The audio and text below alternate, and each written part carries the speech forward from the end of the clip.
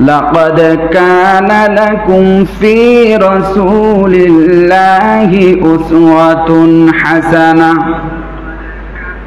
وقال تعالى: وما أرسلناك إلا رحمة للعالمين. وقال تعالى: قل إن كنتم تحبون الله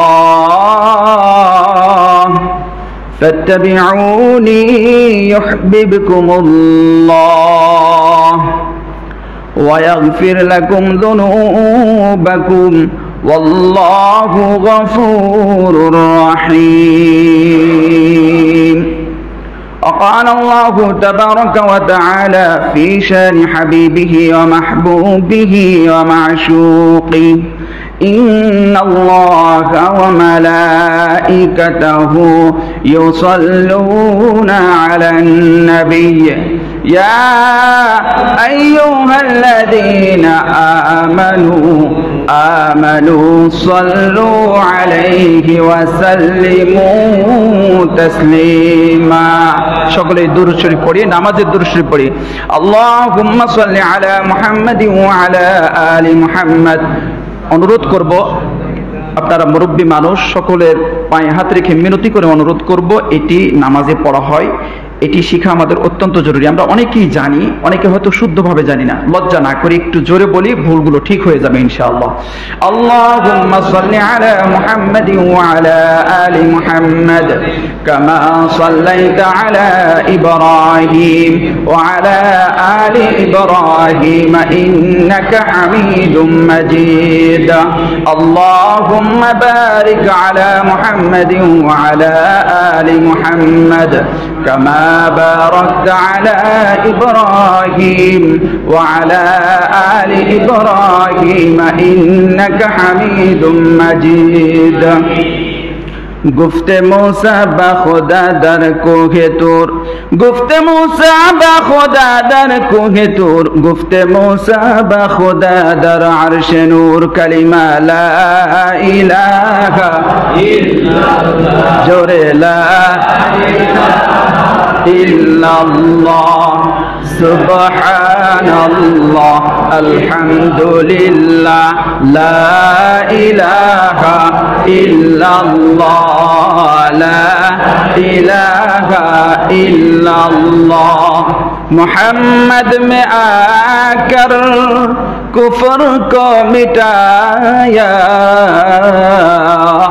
محمد में आकर कुफ्र को मिटाया, कुफ्र को मिटा कर सदाकत हो गया कलिमा ला इलाहा इल्लल्लाह, ला इलाहा इल्लल्लाह, ला इलाहा इल्लल्लाह, ला इलाहा इल्लल्लाह। আসিয়া খেলে প্রেমের খেলা, ফেরাউন দিল তারে কত জ্বালা, তব জিকির ছাড়ে না বলে ইল্লাল্লাহ ইল্লাল্লাহ, লা ইলাহা ইল্লাল্লাহ, লা ইলাহা ইল্লাল্লাহ, لا إله إلا الله، لا إله إلا الله، محمد رسول الله، سيد الكونين ختم المرسلين، آخر متبود فخر الأولين، صد أجودش رحمة للعالمين، مسجد أوسد همارو زمين، بلغ العلا بكماله، كشف الدجى بجماله، حسنت جميع خصاله، صلوا عليه وآله۔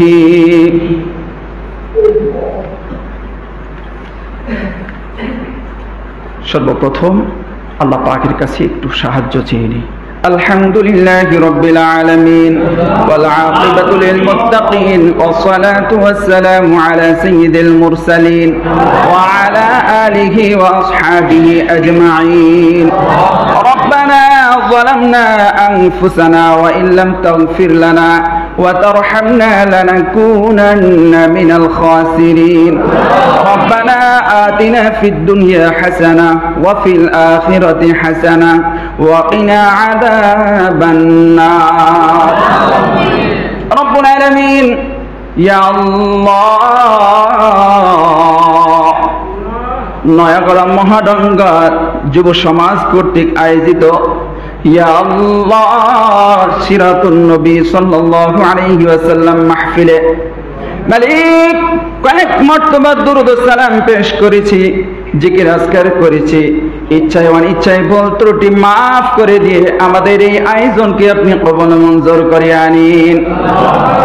ইয়া আল্লাহ এই সিরাতুন নবী এই মাহফিল আয়োজন করতে গিয়ে আমার কলিজার টুকরা যুবকেরা, আমার সোনামানিকেরা কত কষ্ট করেছে, অক্লান্ত পরিশ্রম করেছে। ইয়া আল্লাহ টাকা দিয়ে, পয়সা দিয়ে, মেধা দিয়ে, পরামর্শ দিয়ে যে যেভাবে সহযোগিতা করেছে এই সিরাতুন নবী মাহফিল খানা কাল কিয়ামতের কঠিন দিনে আমাদের সকলের জন্য নাজাতের ওসিলা বানায় দে ইয়া আল্লাহ রব্বুল আলামিন। ইয়া আল্লাহ কার মা নাই, কার বাবা নাই, কে কোন আত্মীয় স্বজনের কথা স্মরণ করে হাত তুলেছে, মেঘের বাণী করে সকল আত্মীয় স্বজনকে আপনি মাফ করে দিন। আব্বা আম্মার কবরগুলোকে জান্নাতের টুকরা বানায়া দিন মালিক। এখনো যারা আসবো আসবো করে আসে নাই অল্প সময়ের জন্য কুরআনুল কারীমের এই মাহফিলে, এমনি তো আল্লাহ পাকের ঘর মসজিদ, তারপরেও নবীজির ইঙ্গিত দেওয়া জান্নাতের বাগানের জন্য সকলকে কবুল করে নিন ইয়া আল্লাহ। যারা এসেছে শেষ পর্যন্ত ধৈর্য ধারণ করে বসে থাকার, ইয়া আল্লাহ দিলের কান দিয়ে মনোযোগ সহকারে শোনার তৌফিক দান করুন রব্বুল আলামিন। ইয়া আল্লাহ আমার মতো অধমকে ইয়া আল্লাহ আপনার এই বান্দা বান্দীদের সামনে বসাই দিয়েছেন মালিক।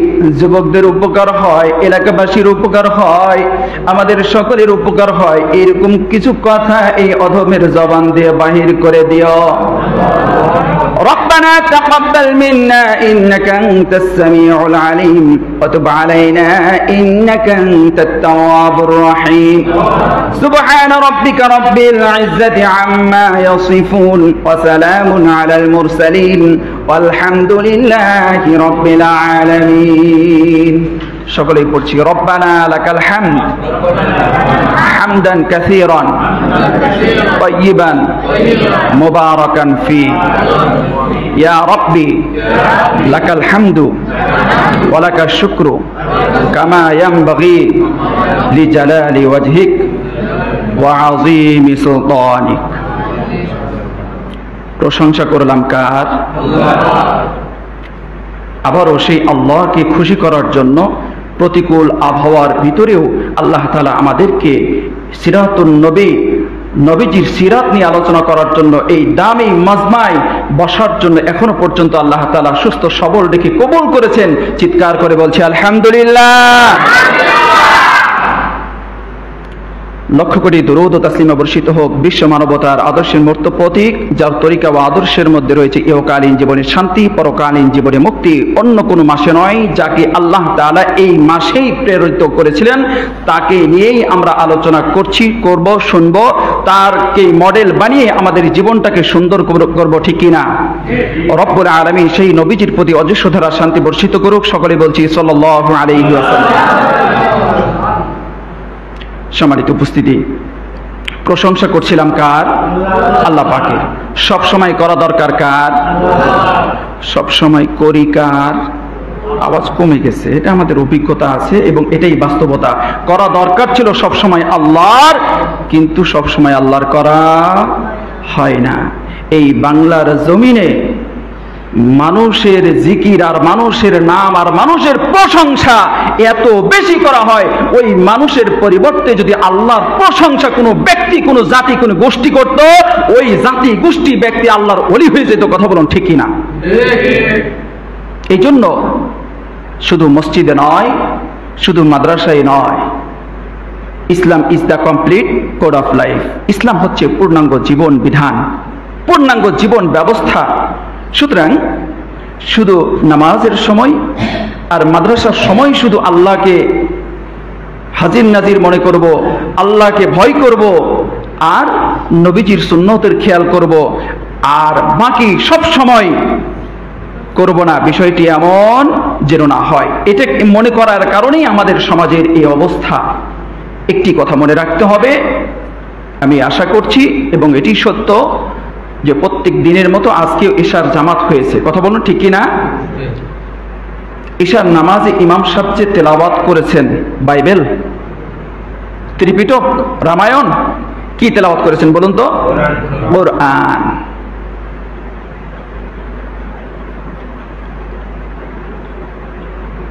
যদিও লেখা আছে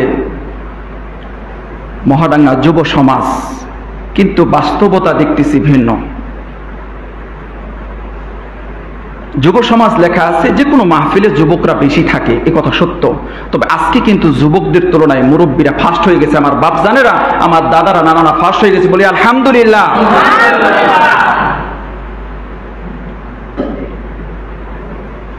ও মুসলমান ইমানদার আল্লাহর গোলাম, ও দাদাজি, ও বাবাজি, ও পর্দার অন্তরালের মা গো, গভীর মনোযোগ দিয়ে শুনতে হবে মা। যারা নামাজ পড়ে নাই তারাও জানে, যারা নামাজ পড়েছি তারা তো পড়েছি, কুরআনুল কারীম তেলাওয়াত করেছি নামাজে। সমাজে শান্তি ততক্ষণ পর্যন্ত আসবে না যতক্ষণ পর্যন্ত এই কোরআন প্রতিষ্ঠিত করতে না পারবো সমাজে। কথা বলুন ঠিক কিনা?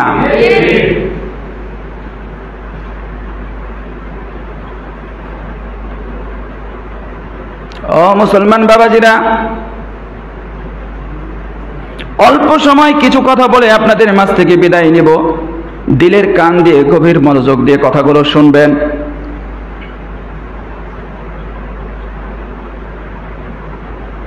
নবীজি সাল্লাল্লাহু আলাইহি ওয়াসাল্লাম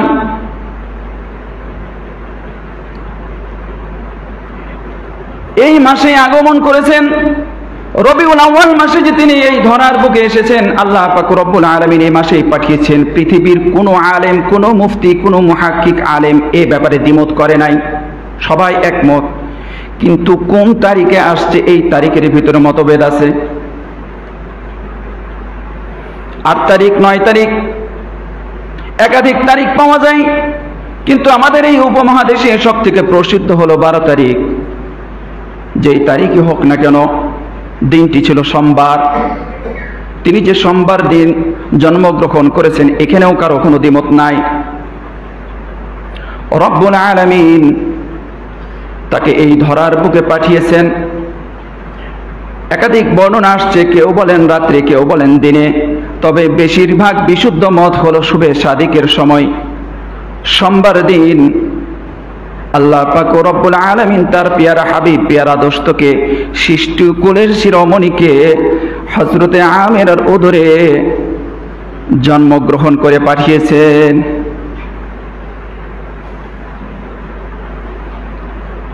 জানার বিষয় হলো, হযরতে আমিনা বলেন,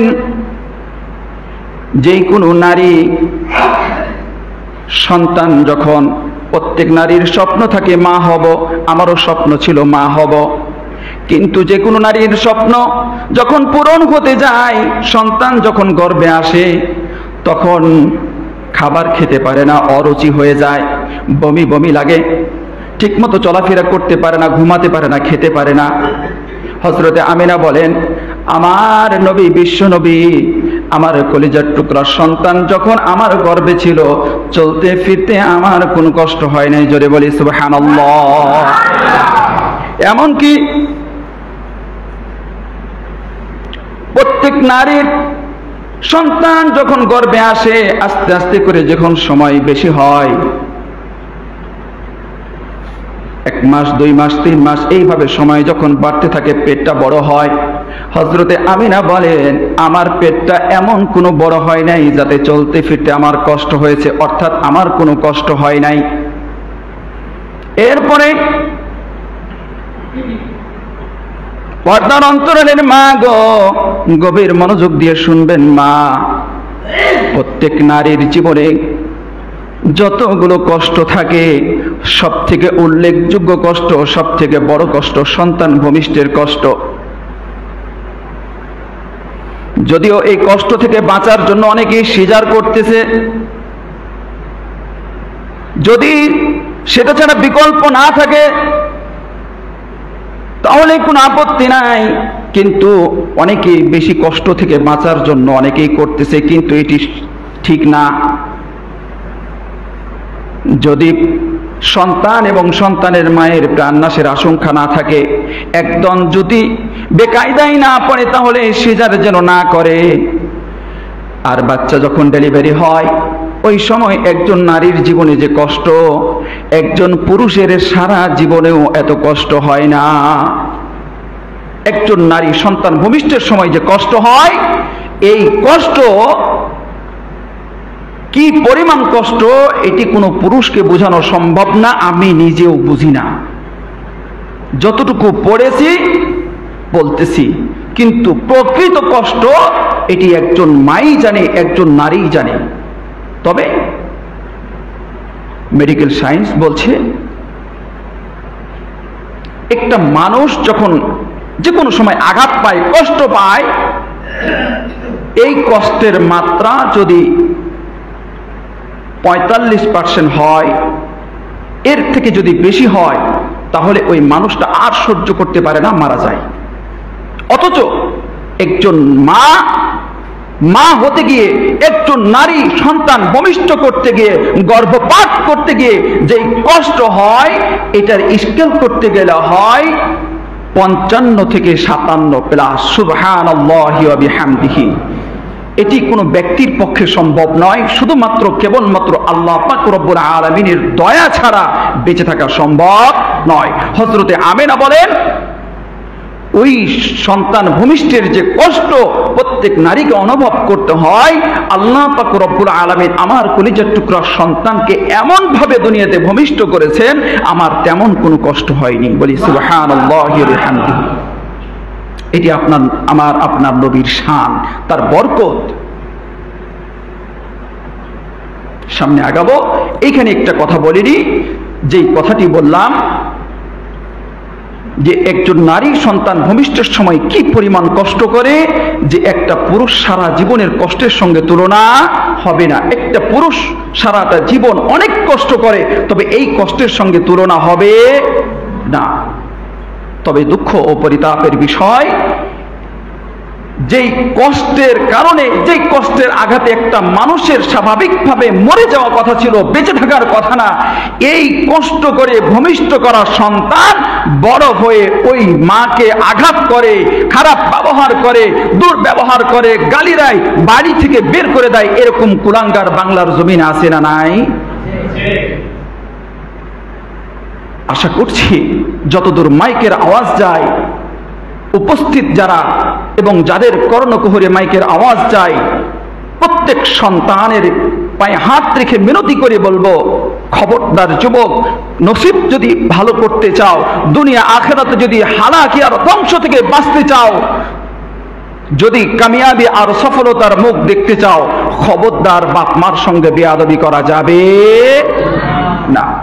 রব্বুল আলামিন আমাদের সবাইকে ইচ্ছায় অনিচ্ছায় কোনো ভুল ত্রুটি যা হয়েছে, আল্লাহ তাআলা আমাদের সবাইকে মাফ করুক এবং আব্বা আম্মার কাছ থেকে মাফ চাওয়ার তৌফিক দান করুক। সকলে বলছি আল্লাহুম্মা আমিন। পাশাপাশি যাদের আব্বা আম্মা জীবিত, আল্লাহ তাআলা সুস্থতার সঙ্গে যেন নেক হায়াত তৈয়বা দান করেন, সকলে বলছি আল্লাহুম্মা আমিন। ও মুসলমান ইমানদার আল্লাহর গোলাম, এইভাবে হযরতে আমিনার গর্ভ থেকে আমার আপনার নবী, দয়ার নবী, বিশ্ব নবী মুহাম্মদ রাসূলুল্লাহ সাল্লাল্লাহু আলাইহি ওয়াসাল্লাম জন্মগ্রহণ করলেন। ওই সময় ওই দেশের নিয়ম ছিল, শহরের মানুষগুলো তারা আপন সন্তানদেরকে দুধ পান করাতো না, আর দূর দূরান্ত থেকে গ্রামের মানুষগুলো শহরের বাচ্চাগুলোকে নিয়ে আসতো, দুধ পান করাতো। এতে করে তারা আর্থিকভাবে স্বাবলম্বী হতো, কিছু মাইনে পেত, কিছু টাকা পয়সা পেত। আর শহরের লোকদের সুবিধা হলো বাচ্চার জন্য কষ্ট করতে হতো না, আর গ্রামের আবহাওয়া শহরের থেকে ভালো, দূষণ মুক্ত।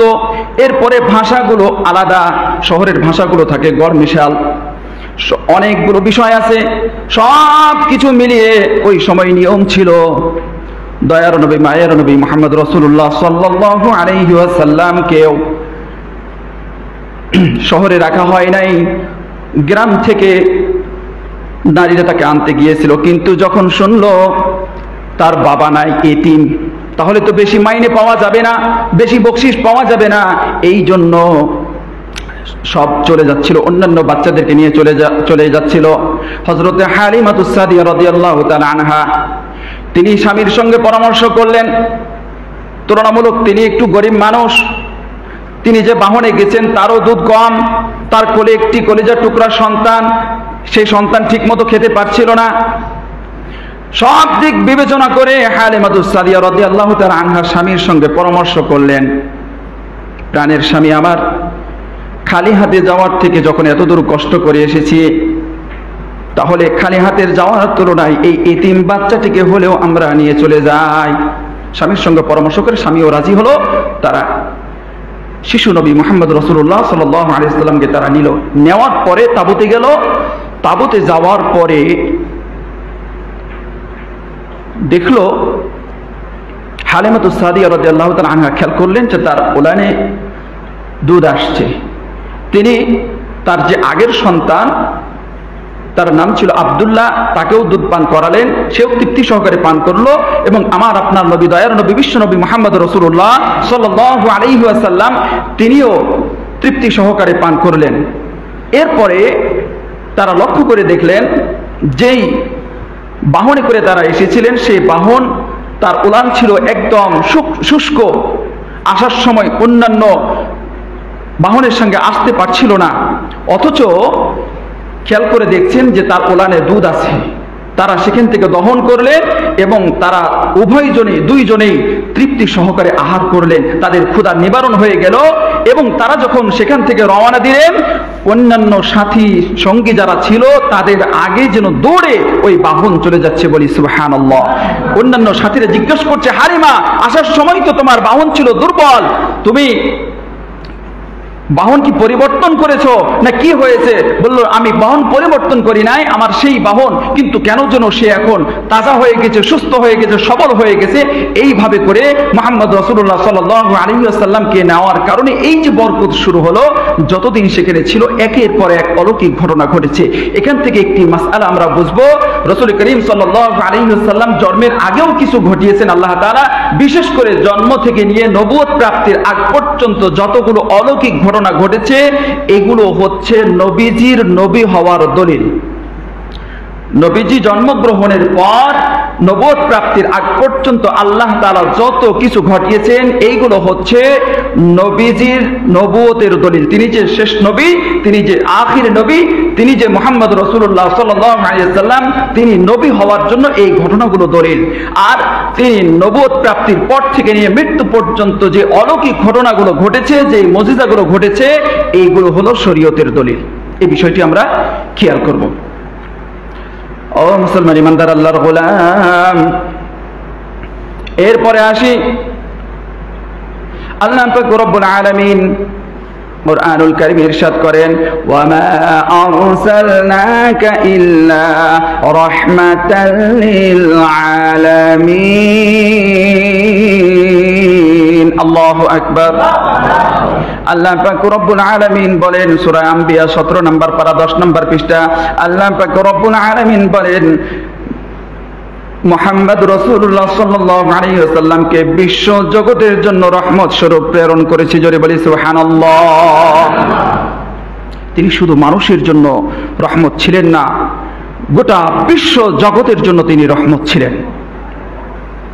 রব্বুল আলামিন কুরআনুল কারীমের অন্য আয়াতে বলেন, লাকাদ কানা লাকুম ফি রাসূলিল্লাহি উসওয়াতুন হাসানা। আমাদের জন্য রব্বুল আলামিন নবীজির ভিতরে উত্তম আদর্শ রেখে দিয়েছেন, বলি সুবহানাল্লাহ।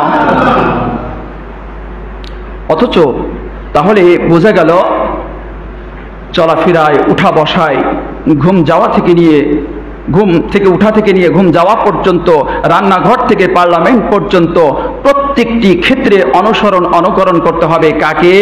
মুহাম্মদ রাসূলুল্লাহ সাল্লাল্লাহু আলাইহি ওয়াসাল্লামকে। তাহলে একজন ব্যক্তি, একজন মুসলমান অনুসরণীয়, অনুকরণীয় কাকে মনে করবে, কাকে মডেল মনে করবে? মুহাম্মদ রাসূলুল্লাহ সাল্লাল্লাহু আলাইহি ওয়াসাল্লামকে। কিন্তু দুঃখ ও পরিতাপের বিষয় হলো যে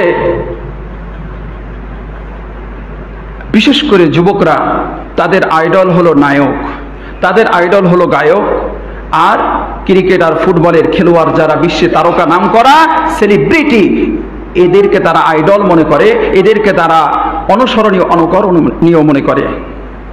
আর যখনই একটু প্লেয়ার ভালো খেলতে পারে তখন বলে অলরাউন্ডার। ও মুসলমান ইমানদার আল্লাহর গোলাম, বোলিং, ফিল্ডিং এবং ব্যাটিং তিনটি সাইডে যদি কোনো প্লেয়ার ভালো করে তাকে তোমরা নাম দিয়েছো অলরাউন্ডার। আমি বলবো ও দোস্ত, ও বন্ধু, প্রকৃত অলরাউন্ডার যদি দেখতে চাও, প্রকৃত অলরাউন্ডার যদি দেখতে চাও, তাহলে আমার আপনার নবী, দয়ার নবী, বিশ্ব নবী মুহাম্মদ রাসূলুল্লাহ সাল্লাল্লাহু আলাইহি ওয়াসাল্লামকে যারা অনুসরণ, অনুকরণ জীবনের প্রত্যেকটি ক্ষেত্রে করেছে, আবু বকর, হযরতে ওমর, হযরতে ওসমান, হযরতে আলী রাদিয়াল্লাহু তাআলা আনহুম, খালিদ বিন ওয়ালিদ, এরাই হলো মূলত অলরাউন্ডার। সুতরাং যদি অনুসরণ, অনুকরণ করতে হয়, আইডল মনে করতে হয়, তাহলে জীবনের প্রত্যেকটি ক্ষেত্রে কাকে মনে করতে হবে? বিশ্বনবী মুহাম্মদ রাসূলুল্লাহ সাল্লাল্লাহু আলাইহি ওয়াসাল্লামকে মনে করতে হবে।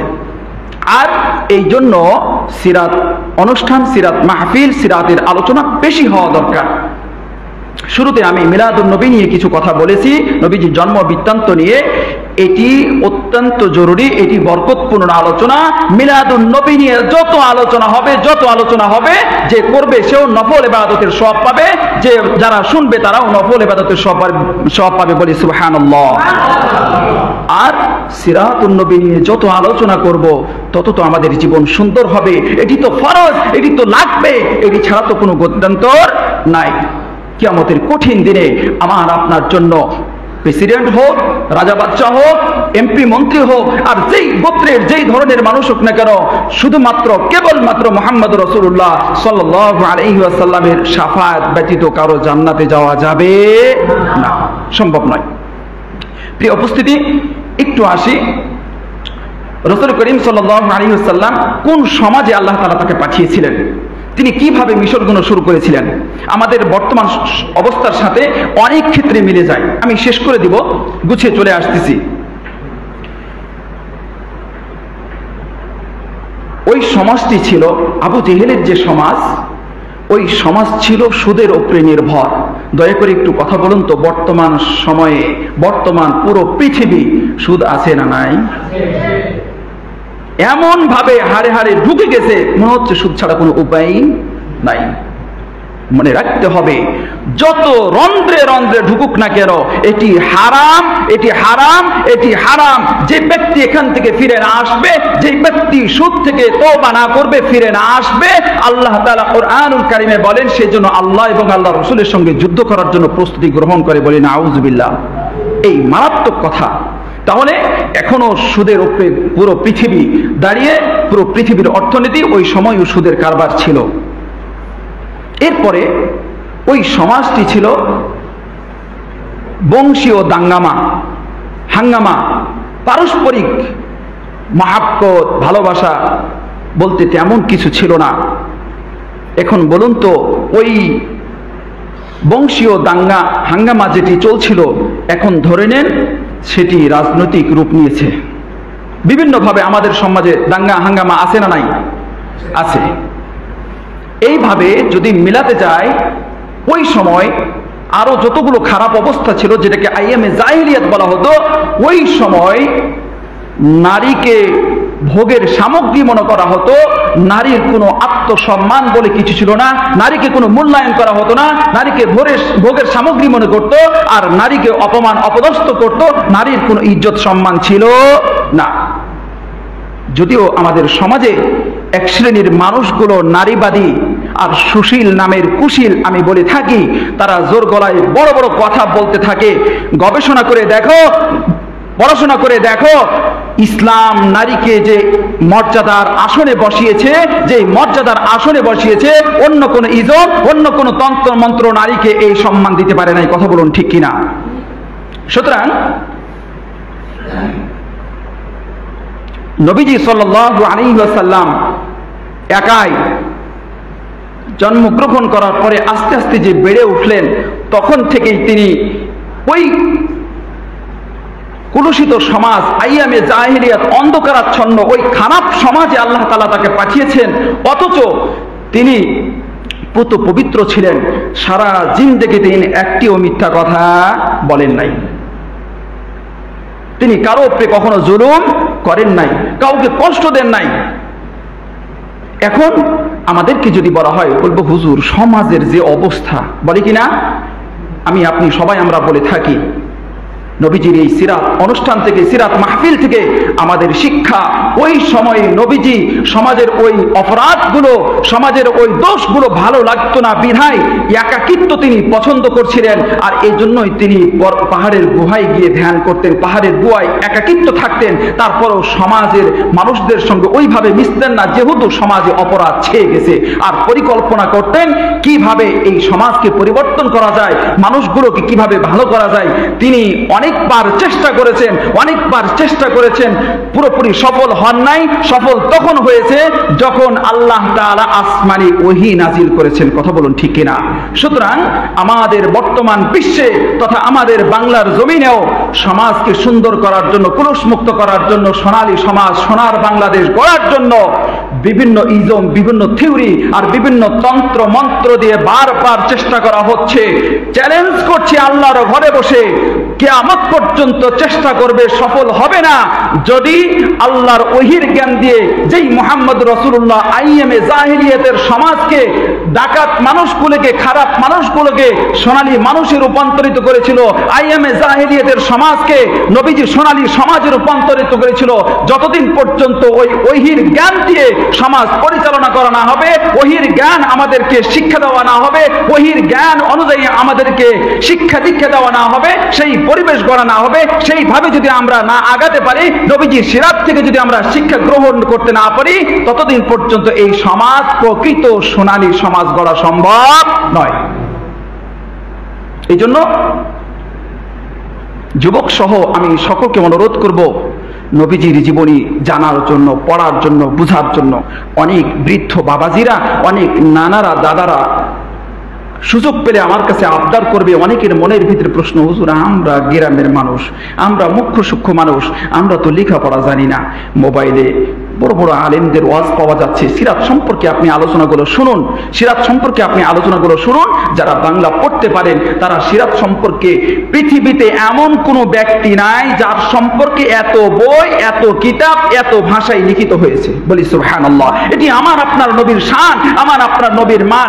এত গান, এত কবিতা, এত রচনা রচিত অন্য কোনো ব্যক্তির জন্য হয়নি। আমার আপনার নবী মুহাম্মদ রাসূলুল্লাহ সাল্লাল্লাহু আলাইহি ওয়াসাল্লামের জন্য যতগুলো বই রচনা হয়েছে। সুতরাং আমরা এগুলো কিনবো, এগুলো পড়বো, নিজে পড়তে পারি না, কিনে সংগ্রহ করব, ইমামের সঙ্গে, আলেমদের সঙ্গে পরামর্শ করে কোন বইটি আমার জন্য ভালো হবে। নবীজির জীবনী সম্পর্কে অনেকগুলো কিতাব, সিরাতে মুস্তাফা অনেক বড়, এরকম বড় বড় অনেক ভলিউম আছে। ছোট যে ভলিউমগুলো একটা আছে আর রাহিকুল মাকতুম, এটাও একটু মোটা, যদি কারো সম্ভব হয় এটা কিনে পড়তে পারেন, কারো বাসায় থাকতে পারে। আর অনেকগুলো রেসালা পাওয়া যায়। আমি সব জায়গায় যে বইটার কথা বলে থাকি সেটি হলো যে ফুলের খুশবুতে সারা জাহান মাতওয়ারা।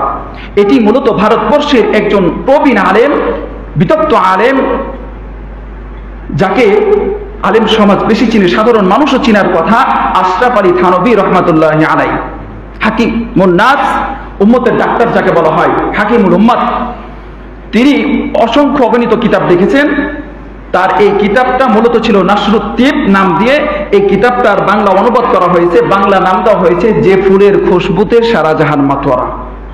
আমার জানা মতে অমুসলিম ব্যক্তি এই বইটাকে গল্পের বই বা উপন্যাস মনে করে কিনে নিয়ে ওই ব্যক্তি নবীজির সম্পর্কে জেনে ইসলাম কবুল করেছে, বলি আলহামদুলিল্লাহ।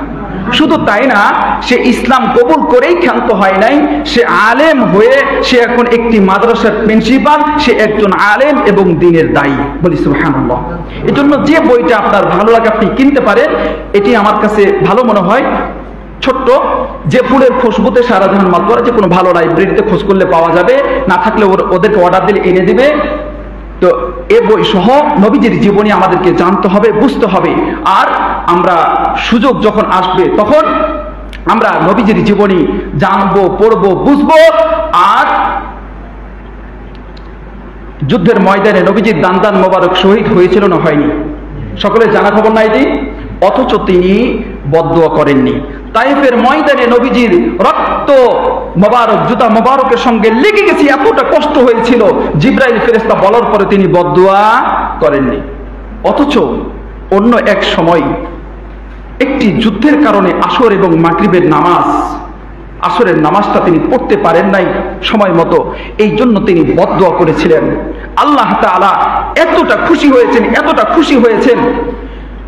তাইফের ময়দানে আপনার রক্ত ঝরেছে, আপনার কারণে আপনি বদদুয়া করেন নাই, আপনার হক দান মোবারক যুদ্ধের ময়দানে শহীদ হয়েছে, আপনি বদদুয়া করেন নাই, ওটি আপনার কষ্ট গেছে, আপনার সম্মানের জন্য আপনি বদদুয়া করেন নাই। আসরের নামাজটি আপনি সময় মতো পড়তে পারেন নাই, এটি আমি আল্লাহর হক, এই জন্য আপনি বদদুয়া করেছেন। আমি আল্লাহ খুশি হয়ে গেছি, এমন খুশি হয়ে গেছি কিয়ামত পর্যন্ত কোনো ব্যক্তি যদি নামাজ না পড়ে সে ফাসিক হবে, কাফের হবে না।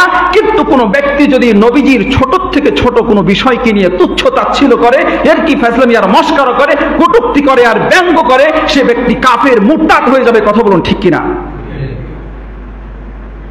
আপনারা সব সচেতন মানুষ, ফেসবুক, ইউটিউব থেকে শুরু করে টেলিভিশন বিভিন্ন সময় খবর দেখছেন। আপনারা জানেন ভারতের মহারাষ্ট্রে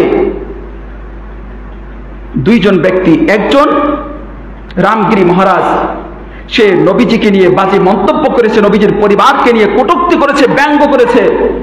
আর বিজেপি একজন নেতা তাকে সমর্থন দিয়েছে। আমরা এই সিরাত মাহফিল থেকে এই দুই কুলাঙ্গারের পদত্যাগ চাই, তাদের দৃষ্টান্তমূলক শাস্তি চাই। কথা বলুন ঠিক কিনা? আর আপনাদেরকে অনুরোধ করব, আমি গতকালকে রানীহাটি বাজারে বিক্ষোভ মিছিল ও সমাবেশ ছিল, সেখানে আমি নিজে উপস্থিত ছিলাম। আজকে হয়েছে শিবগঞ্জ পিঠালীতলায়। এরকম ভাবে সারা দেশে হচ্ছে, বিশ্বব্যাপী মুসলমানরা ফুঁসে উঠেছে, মুসলমানদের রক্তে আগুন লেগে গেছে। কারণ আমাদের পরিষ্কার বক্তব্য, আমাকে গালি দিবা সহ্য করে নিব, আমার বাবাকে গালি দিবা সহ্য করে নিব, আমার বংশকে গালি দিবা সহ্য করে নিব। কিন্তু কোটি কোটি মুসলমানদের হৃদয় স্পন্দন দয়ার নবী বিশ্ব নবী মুহাম্মদ রাসূলুল্লাহ সাল্লাল্লাহু আলাইহি সাল্লামকে কটূক্তি করবা, আঘাত করে কথা বলবা, তোমার জিভটি ঝিরে ফেলে দেওয়া হবে। কথা বলুন ঠিক কিনা? মুসলমানরা এই জায়গায় আপোষ করতে পারে না। একটি বাস্তব সত্য কথা বলি, দয়া করে অনুরোধ করব, কেউ অন্যদিকে নেবেন না। পরিবেশ এমন হয়ে গেছে, যদিও সেই ভারতে গিয়ে আশ্রয় নিয়েছে আমাদের সাবেক প্রাইম মিনিস্টার। আর ভারত যদি এইভাবে একের পর এক মুসলমানদের কলিজায় আঘাত দিতে থাকে আর মুসলমানদের হৃদয়ে রক্তক্ষরণ করতে থাকে, আর যদি এর কোনো পদক্ষেপ না নেয়, কোনো ব্যবস্থা না নেয়, সতর্কতার সাবধান যদি না হয়, তাহলে আমরা বলতে পারি যতই চালাকি আর যতই মন্ত্রতন্ত্র করো না কেন, ঠিক রাখতে পারবা না, খণ্ড বিখণ্ড হয়ে যাবে তোমাদের সেভেন সিস্টার। কথা বলুন ঠিক কিনা? আমরা দাঙ্গা চাই না, আমরা হাঙ্গামা চাই না, আমরা শান্তিপ্রিয় মানুষ, আমাদের শান্তি মতো থাকতে দাও। ইসলাম নিয়ে, কোরআন নিয়ে, আল্লাহ নিয়ে, আল্লাহ রসুলকে নিয়ে কোনো ব্যক্তি দেশে হোক, দেশের বাইরে হোক, মুসলমান হোক, অমুসলমান হোক, যেই করবে তাকে আমরা মুসলিম মনে করি না। সেই কুলাঙ্গার, সেই নাস্তিক, সেই মোরতাদ, তার শাস্তি আমরা চাই। কথা বলুন ঠিক কিনা? সুতরাং এইখানে আমরা আপোষ করতে জানি না। আমরা এই সিরাত মাহফিল থেকে দোয়া করব, যদি তাদের কপালে হেদায়েত থাকে, আল্লাহ যেন হেদায়েত নসিব করে, বলে আমিন। আর যদি হেদায়েত না থাকে, বিশ্ব মুসলিম উম্মার কলিজায় যে আঘাত দিয়েছে, এই বিশ্ব মুসলিম উম্মা যেন দেখতে পায়, তাদেরকে আল্লাহ যেন এইভাবে ধ্বংস করে, এইভাবে যেন শাস্তি দেয়। সকলে বলছি আল্লাহুম্মা আমিন। এই জন্য যদি আপনাদের আশেপাশে কোথাও এইরকম বিক্ষোভ মিছিল হয়, প্রতিবাদ হয়, দল বুঝি না, পার্টি বুঝি না, নবীজিকে অপমান করেছে। নবীজি আমাদের জানের টুকরা, আপনি যেই দলের হোক না কেন, নবীজি আমাদের জানের থেকে। নবীজি হাদিস শরীফে বলেন, লা ইউমিনু আহাদুকুম হাত্তা আকুনা হাব্বা ইলাইহি মিন ওয়ালিদিহি ওয়া ওয়ালাদিহি ওয়ান নাসি আজমাইন। ওই ব্যক্তি প্রকৃত মুমিন মুসলমান হতে পারবে না, ওই ব্যক্তি প্রকৃত মুমিন হতে পারবে না যে ব্যক্তি নিজের সন্তান থেকে, ছেলে মেয়ে থেকে, প্রিয়তমা স্ত্রীর থেকে, পরম শ্রদ্ধেয় আব্বা, জনম দুঃখিনী মা থেকে, এমনকি নিজের জীবনের চাইতেও আমি নবীজিকে বেশি ভালো না বাসবে, ততক্ষণ পর্যন্ত সে ব্যক্তি প্রকৃত মুমিন হতে পারবে না। কথা বলুন ঠিক কিনা? তাহলে এই ঈমানের দাবিতে আমরা একাত্মতা প্রকাশ করে যখনই সুযোগ আসবে একটু কষ্ট করে হলেও আমরা সমর্থন করব, আমরা অংশগ্রহণ করব, আমরা যাব। আর ফেসবুক, ইউটিউব যারা চালান, যুবক সহ সকলকে অনুরোধ করব, একটু অনুরোধ করি, ফেসবুক আমাদের সঙ্গে এমনভাবে জড়িয়ে গেছে, আমি মৌলভী সাহেব যদি নিষেধ করি শুনবে না, যুবকরা শুনবে না, একবেলা খাইতে না দিলেও রাজি, বাবা মা যদি বলে একবেলা খাইতে দেবে না তাও রাজি, কিন্তু মোবাইলটা চালায়ও না এই কথা শুনতে ওরা রাজি না। মোবাইলের জন্য এত আসক্ত, এত পাগল হয়ে গেছে। যুবক, আমি তোমাকে মোবাইল ছেড়ে দিতে বলছি না, তবে পায়ে হাত রেখে মিনতি করব, মেয়ে আছে, মহিলা আছে, নাচ গান, সিনেমা, নাটক, এগুলো শেয়ার করবে না। কথা দেওয়া যাবে ইনশাআল্লাহ? কথা দেওয়া যাবে? কোনগুলো শেয়ার করব?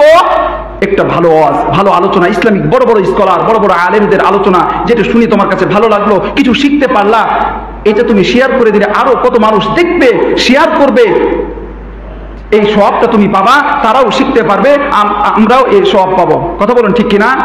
আর যুবকদেরকে বলবো, শুধু নাচ গানের পিছনে, অপসংস্কৃতির পিছনে দৌড়াদৌড়ি না করে নবীজির শানে কলরব শিল্পী গোষ্ঠী সহ এখন অপসংস্কৃতির মোকাবিলায় যে ইসলামী সংস্কৃতি যে পাওয়া যাচ্ছে, গজলগুলো, ইসলামী নাশিদগুলো, ইসলামী সঙ্গীতগুলো আমরা গাইবো, এগুলো আমরা সেনের কচি কাচাদেরকে শোনাবো, আর মোবাইলে এইগুলো রিংটোন দিব, গান আজে বাজে এগুলো আর রিংটোন দিব না। কথা বলুন ঠিক কিনা? রাসূল আমার আলোর আশা, রাসূল আমার ভালোবাসা, রাসূল আমার প্রেম বিরাগের মূল আলোচনা, রাসূল আমার কাজে কর্মে অনুপ্রেরণা, রাসূল আমার কাজে কর্মে অনুপ্রেরণা। ঠিক কিনা ভাইরা আমার? এই জন্য মোবাইলে গুনার কাজে আমরা সময় নষ্ট করব না, যতক্ষণ চালাবো অল্প সময় চালাবো। মোবাইলের মাধ্যমে চোখের ক্ষতি, মোবাইলের মাধ্যমে চোখের গুনাহ হচ্ছে, মোবাইলের মাধ্যমে হাতের গুনাহ হচ্ছে, পুরো জাতি ধ্বংস হয়ে যাচ্ছে এই মোবাইলের কারণে। এই মোবাইলের গজব থেকে, এই মোবাইলের পাপ থেকে আল্লাহ তাআলা যুব সমাজ সহ আমাদের সবাইকে হেফাজত করুক। সকলে বলছি আল্লাহুম্মা আমিন। সাল্লি আলা নূরে খোদা, মদিনার বুলবুল, তুমি কোন কাননের ফুল, তুমি মুহাম্মদ রাসূল। ঠিক না? ও মুসলমান ইমানদার আল্লাহর গোলাম, আরেকটি আয়াত বাকি আছে, ওই আয়াতের একটু কথা বলে আমি শেষ করে দিব। আল্লাহ পাক রব্বুল আলামিন কুরআনুল কারীমের সূরা আলে ইমরান পারা নাম্বার 3 পৃষ্ঠা নাম্বার 13 রব্বুল আলামিন বলেন, কুল ইন কুনতুম তুহিব্বুনাল্লাহ ফাত্তাবিউনি ইউহিব্বুকুমুল্লাহ। আল্লাহু আকবার। ويغفر لكم ذنوبكم والله غفور رحيم। الله أكبر।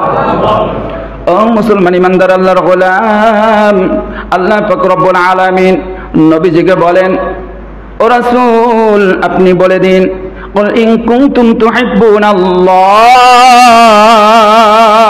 আল্লাহু আকবার।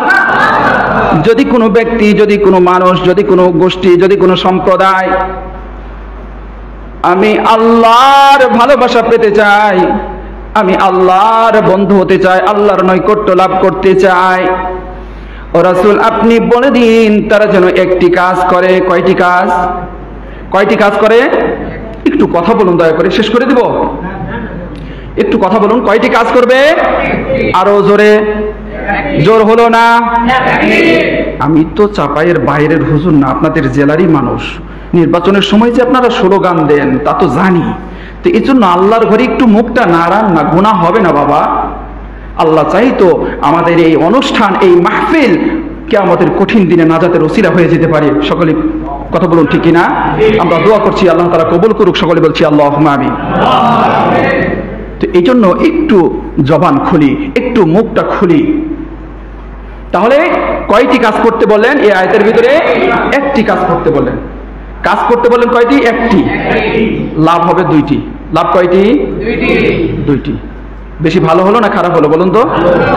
কাজ করবো একটি, লাভ পাবো দুইটি।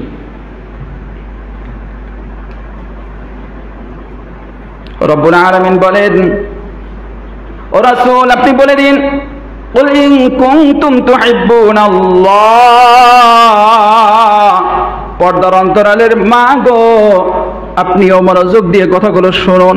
ও যুবতী বোন, আপনারও কথাগুলো শোনা দরকার। নবীজির সিরাত মাহফিল থেকে নবীজির সম্পর্কে একটু কথা শুনে যান, আল্লাহর দেওয়া মেমোরিতে সেভ করে নিয়ে যান। ও মা, ও বোন, ও যুবক মুসলমান নওজোয়ান, ও বৃদ্ধ বাবা, রব্বুল আলামিন বলেন, হে রাসূল আপনি বলে দিন তারা যেন একটি কাজ করে। সেই কাজটি কি? সেই কাজটি হলো ফাত্তাবিউনি। আল্লাহু আকবার। সেই কাজটি হলো, হে রাসূল ওই মানুষগুলো যারা আমি আল্লাহর ভালোবাসা পেতে চাই, ওই মানুষগুলো যেন আপনাকে অনুসরণ করে। কি করে? অনুসরণ করে। শুরুতে বলছিলাম যে যুবকরা আইডল অনুসরণ অনুকরণ কাদের কি করে? নায়ক কিভাবে চুল কাটে, মেসি, রোনালদো আর কাকা, টাকা, মাকা, ফাঁকা, ওরা কিভাবে চুল কাটে, আমার ছেলে মেয়েরা, আমার যুবকেরা, সোনা মানিকেরা এইভাবে চুল কাটে। কথা বলুন ঠিক কিনা? ও যুবক, আজকে তুমি মেসি, রোনালদো আর কাকাকে যখন অনুসরণ করবা, কিয়ামতের মাঠে দেখবা তোমার আমল নামা ফাঁকা। কথা বলুন ঠিক কিনা? তো এই জন্য ওই ডিজাইন করতে গিয়ে লাগতেছে বেশি টাকা, অনুসরণ করতে গিয়ে ওই প্লেয়ারকে যার নাম কাকা, কিয়ামতের মাঠে দেখবা তোমার আমল নামা ফাঁকা। এই জন্য তুমি হয়েও না বোকা, চালাক হয়ে নবীজিকে অনুসরণ করো, তাহলে তোমার আমল নামা ফাঁকা হবে না। ও মুসলমান ইমানদার আল্লাহর গোলাম, কোথায় নবীজিকে অনুসরণ করব? আমার ব্যক্তিগত জীবনে নবীজিকে অনুসরণ করব, পারিবারিক জীবনে নবীজিকে অনুসরণ করব, সাংসারিক জীবনে নবীজিকে অনুসরণ করব, দাম্পত্য জীবনে নবীজিকে অনুসরণ করব, রাষ্ট্রীয় জীবনে নবীজিকে অনুসরণ করব, আন্তর্জাতিক জীবনেও নবীজিকে অনুসরণ করব। প্রত্যেক ক্ষেত্রে, প্রত্যেক সেক্টরে যদি নবীজিকে অনুকরণ করতে পারি, রব্বুল আলামিন বলেন ফাত্তাবিউনি ইউহিব্বুকুমুল্লাহ। আল্লাহু আকবার। একটু কষ্ট হচ্ছে মনে হয় আপনাদের, একটু জিকির করি, লা ইলাহা ইল্লাল্লাহ, লা ইলাহা ইল্লাল্লাহ, সুবহানাল্লাহ, আলহামদুলিল্লাহ, লা ইলাহা ইল্লাল্লাহ, লা ইলাহা ইল্লাল্লাহ, লা ইলাহা ইল্লাল্লাহ।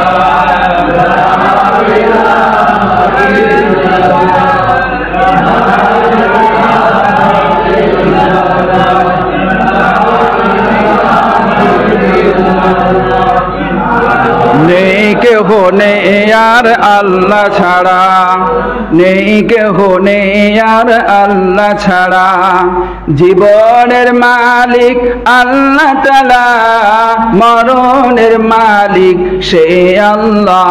বলো লা ইলাহা ইল্লাল্লাহ, লা ইলাহা ইল্লাল্লাহ, লা ইলাহা ইল্লাল্লাহ, লা ইলাহা ইল্লাল্লাহ, লা ইলাহা ইল্লাল্লাহ, লা ইলাহা ইল্লাল্লাহ,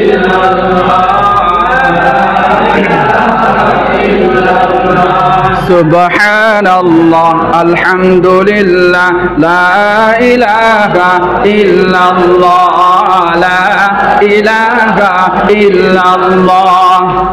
একটি ছোট্ট ওয়াজের ভিতরে এই মুহূর্তে আর কয়েক মিনিটের ভিতরে আমাকে যে সময় দেওয়া আছে ইনশাআল্লাহ 11টা বাজতে বাজতে শেষ করে দেবো ইনশাআল্লাহ। আর কয়েকটা মিনিট একটু ধৈর্য ধারণ করে বসুন। আর এই মুহূর্তে একটি ট্রিটমেন্ট দিয়ে দিই, যে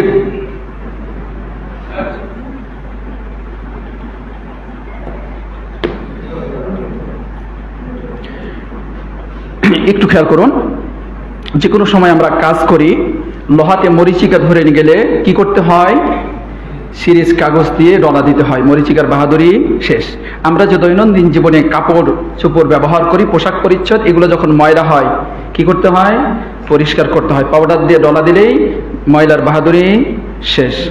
ও মুসলমান ইমানদার আল্লাহর গোলাম, কিতাবের ভিতরে আসছে কোন মুমিন ব্যক্তি যখন একটি গুনাহ করে গো, তার অন্তরের ভিতরে কালো দাগ পড়ে যায়, আরেকটি যখন গুনাহ করে আরেকটি কালো দাগ পড়ে যায়, আরেকটি যখন গুনাহ করে আরেকটি কালো দাগ পড়ে যায়।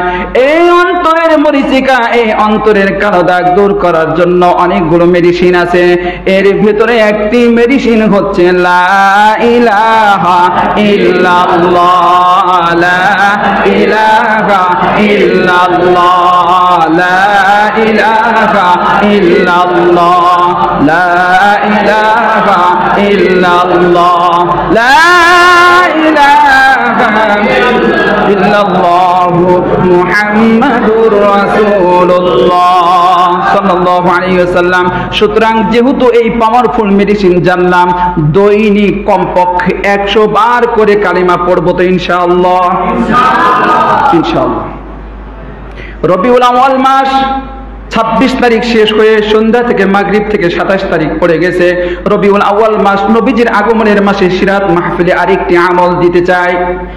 নবীজি হাদিস শরীফে বলেন, যে ব্যক্তি আমি নবীর উপরে একবার দুরূদ শরীফ পাঠ করবে, আল্লাহ পাক রব্বুল আলামিন তার উপরে 10টি রহমত নাজিল করবেন। জোরে কোন সুবহানাল্লাহ। শুধু তাই নয়, কিয়ামতের কঠিন দিনে তার 10টি মর্তবা বাড়িয়ে দিবে। জোরে কোন সুবহানাল্লাহ।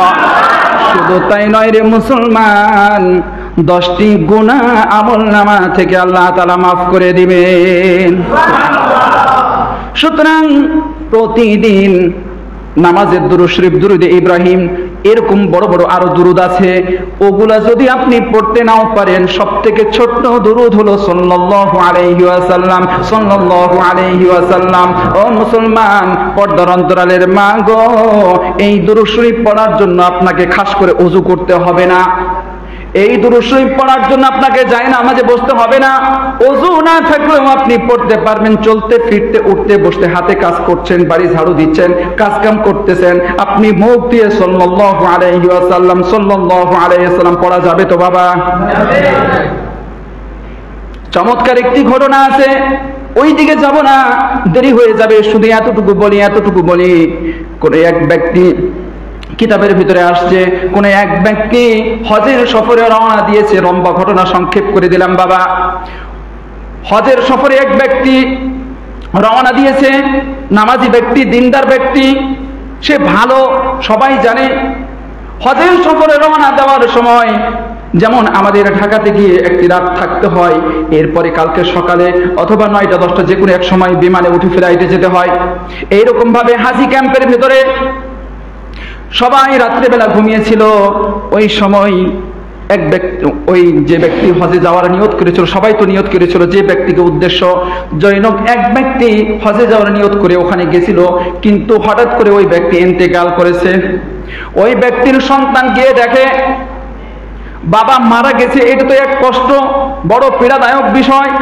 প্রাণের বাবা হজে যাবে, হজ থেকে আসবে, কিন্তু হজে যাওয়ার আগে মারা গেল, বড় কষ্ট। তারপরেও গিয়ে যখন চেহারার দিকে তাকায়, বাবার মুখের দিকে তাকায়, তখন গিয়ে দেখে চেহারাটা আর সুন্দর নাই, স্বাভাবিক নাই। বাবা যেরকম ছিল ওরকম নাই, বাবার সুন্দর চেহারাটা শুয়োরের মতো হয়ে গেছে। বলে নাউজুবিল্লাহ। ওই সন্তান পেরেশান হয়ে গেল। মানুষজন নাই, হাজিরা চলে গেছে, মানুষজন নাই। এই মুহূর্তে আমি কোথায় পাবো, কাকে পাবো, কি করব? এই লজ্জার কথা আমি কাকে বলবো? আমার বাবা তো ভালো মানুষ ছিল, আমার বাবা তো নামাজি মানুষ ছিল।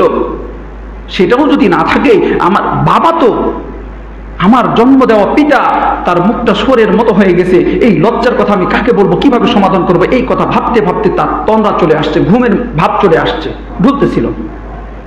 ওই ঘুমের ভিতরে দেখে সাদা পোশাক, ধপধপে সাদা পোশাক পরিহিত একজন আগন্তুক ব্যক্তি, সুন্দর চেহারার অধিকারী, সাদা পোশাক, ধপধপে সাদা পোশাক পরিহিত ওই ব্যক্তি আসলো। এসে বলছে, ও যুবক, তুমি টেনশন করো না, আসো। তাকে হাত ধরে তার বাবার কাছে নিয়ে গেল। তার বাবার ওই চেহারার ভিতরে হাতটাকে মুছে দিল, মালিশ করে দিল। সঙ্গে সঙ্গে চেহারাটা ওই যুবকের বাবা যেরকম ছিল তার থেকে আরো সুন্দর হয়ে গেল। জোরে বলি সুবহানাল্লাহ। এই কাণ্ড ঘটার পরে, এই ঘটনা ঘটার পরে ওই আগন্তুক সাদা পোশাকে ধপধপে সুন্দর চেহারার অধিকারী ওই ব্যক্তিটি চলে যাচ্ছে।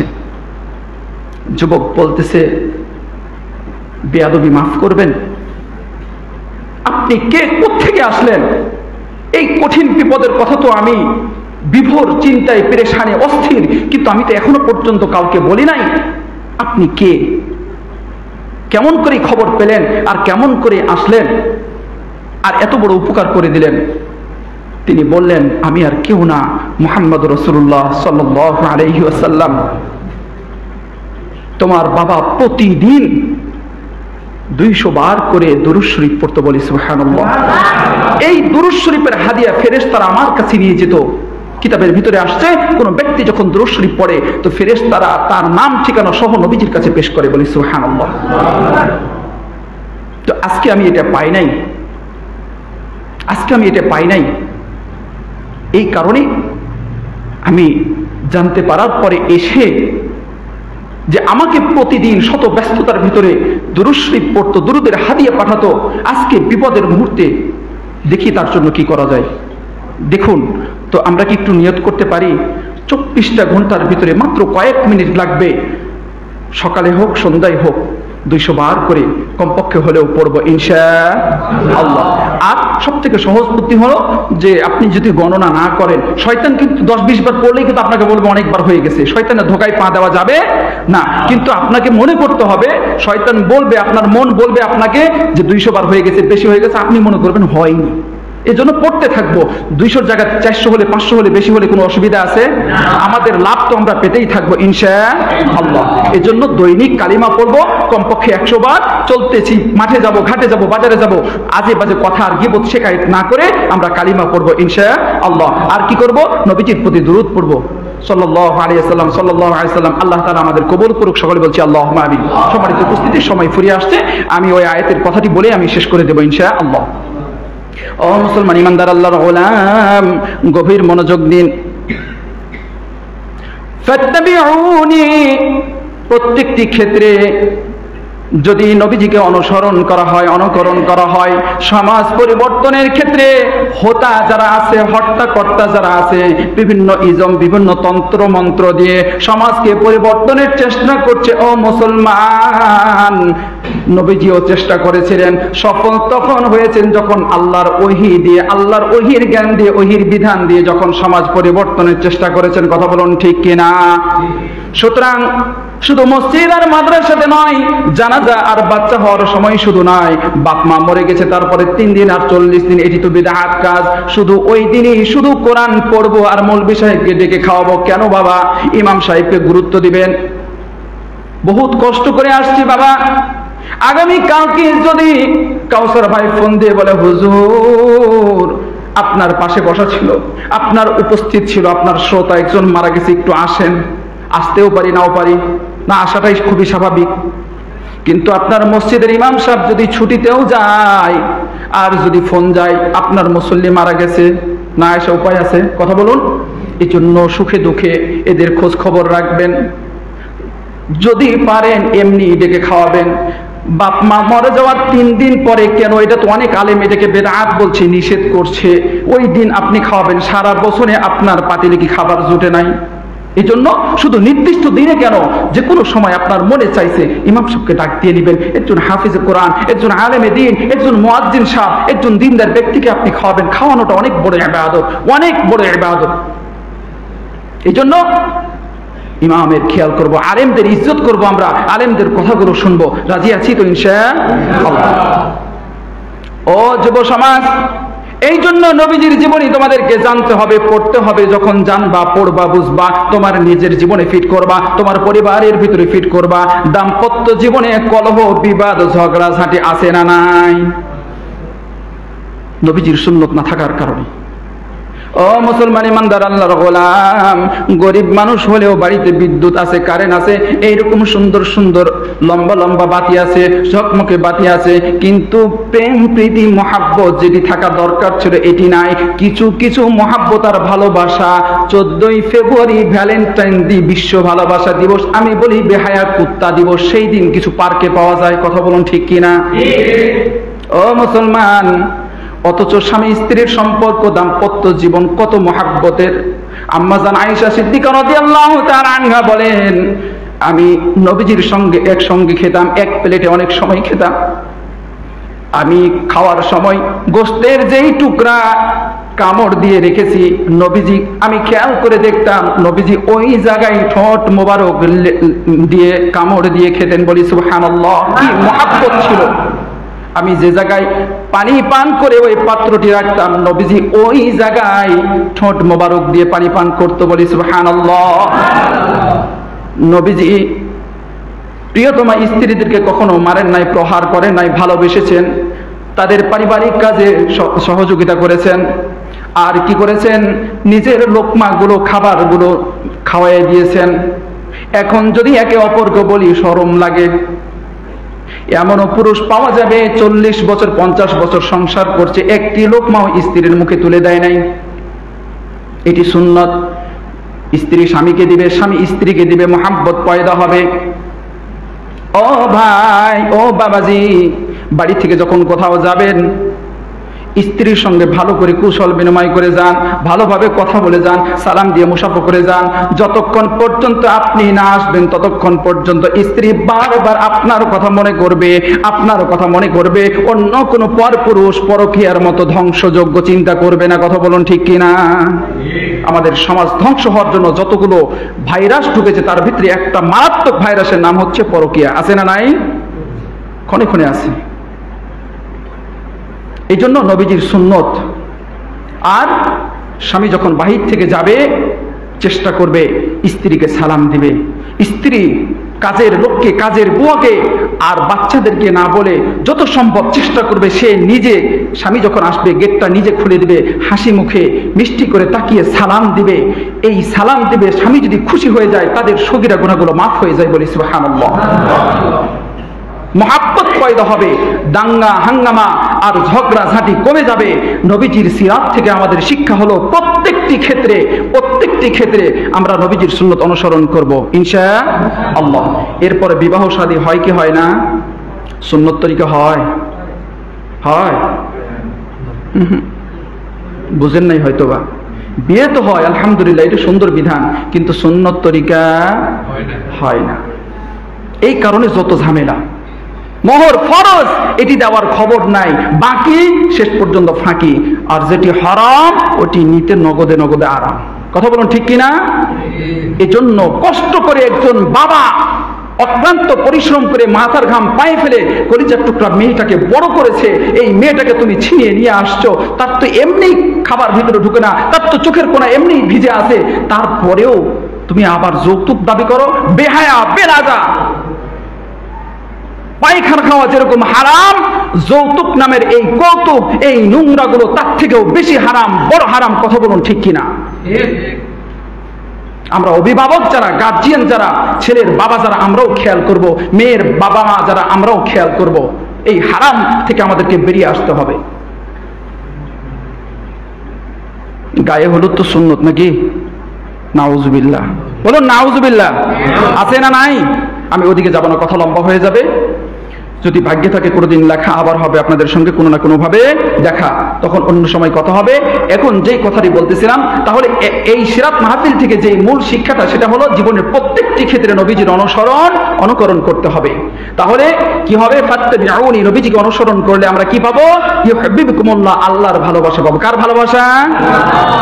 ও মুসলমান ইমানদার আল্লাহর গোলাম, ভাই ভাইকে ভালোবাসে, বোন ভাইকে ভালোবাসে, সন্তান মাকে ভালোবাসে, মা ভাইকে ভালোবাসে, ভালোবাসে, স্বামী স্ত্রীকে ভালোবাসে, স্ত্রী স্বামীকে ভালোবাসে। হারামগুলো বাদ দিলাম, হালাল যেগুলো সেগুলোর কথা বললাম।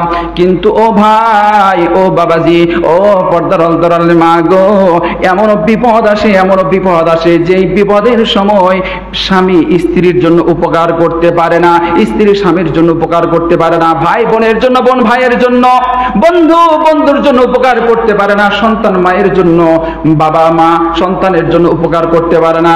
হুজুর, বাবা মা তো সব থেকে আপন, সব সময় তো পাশে থাকে, এত অক্লান্ত পরিশ্রম করে, কোন বিপদ আসে যে সময় উপকার করতে পারে না। ও কলিজার টুকরা যুবক, সোনা মানিকেরা, মনোযোগ দিয়ে শোনো। এখন এই মুহূর্তে যদি তুমি মারা যাও, তোমার সঙ্গে কবরে কি বাপ মা যাবে, বন্ধু যাবে, গার্লফ্রেন্ড মনে হয় যাবে নাকি? কেউ যাবে না। ওটা এমন বিপদ, ওখানে দুনিয়ার কোনো মানুষ হেল্প করতে পারে। এই জন্য কাকে বন্ধু বানাতে হবে? আল্লাহকে। যদি নবীজিকে অনুসরণ করতে পারি, মডেল বানাতে পারি, আইডল বানাতে পারি, তাহলে কার ভালোবাসা পাবো? আল্লাহর ভালোবাসা পাবো।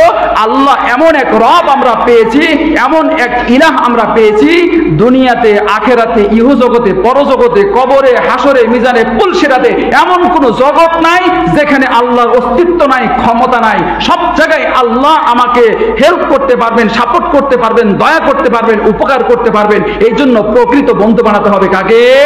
আল্লাহকে। নবীজিকে অনুকরণ করলে আল্লাহর ভালোবাসার সাহায্য আমরা সব সময় পাবো। আর কি লাভ হবে? ও মুসলমান ইমানদার আল্লাহর গোলাম, এমপি মন্ত্রী থেকে শুরু করে মেম্বার, চেয়ারম্যান, ধনী ব্যক্তি, তার কাছে যদি অসহায় মানুষ যায়, কিছু টাকা পয়সা দিয়ে সাহায্য করে, ক্ষমতা আছে, যদি কোনো হেল্পের প্রয়োজন হয় হেল্প করে। মুসলমান ইমানদার আল্লাহর গোলাম, কিন্তু আমি আপনি, হুজুর সাহেব, মৌলভী সাহেব, আলেম জালেম, হুজুর খেজুর, পাবলিক পুলিশ, যত ধরনের মানুষ আছে কম বেশি সকলেই গুনাহগার। ও মুসলমান ইমানদার আল্লাহর গোলাম, পৃথিবীতে এমন কোনো মানুষ নাই যে আমার আপনার একটি গুনাহ মাফ করাতে পারবে? রব্বুল আলামিন বলেন, যেই ব্যক্তি প্রত্যেকটি ক্ষেত্রে আমার নবীকে অনুকরণ করবে, মডেল বানাবে, এক নাম্বার হলো আমি আল্লাহ তাকে ভালোবাসবো, আল্লাহর ভালোবাসা সে পাবে।